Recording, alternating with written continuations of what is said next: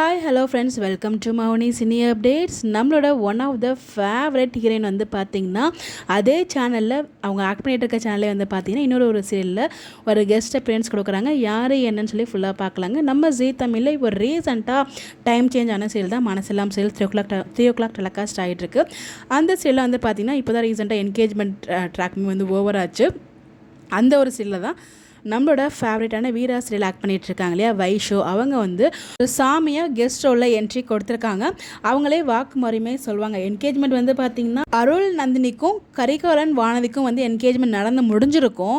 ஆனால் வந்து சாமியாக வந்து நம்ம வைஷோ வந்து பார்த்திங்கன்னா இதுதான் வந்து சொல்லுவாங்க வானதி கிட்ட, அருளோட உயிரை காப்பாற்றுறது ஒன்றால் மட்டும் தான் முடியும், நீ அவனை கல்யாணம் பண்ணாதான் அவரோட உயிரை காப்பாற்ற முடியும் அப்படிங்கிற மாதிரி சொன்னதுனால ஓகே நானே எப்படியாச்சும் நந்தினிக்கும் கரிகாலனுக்கும் மேரேஜ் பண்ணி வச்சுட்டு அருளை நானே கல்யாணம் பண்ணிக்கிறேன் அப்படிங்கிற மாதிரி வானதி வந்து சாமி கிட்ட சொல்லுவாங்க. இதுலேருந்து என்ன தெரியுது, ஸோ கண்டிப்பாக என்கேஜ்மெண்ட் ஆன பேர் அவங்க கூட மேரேஜ் நடக்காது. ஸோ பேர் மாறி தான் என்கேஜ்மெண்ட் நடக்க போகுது.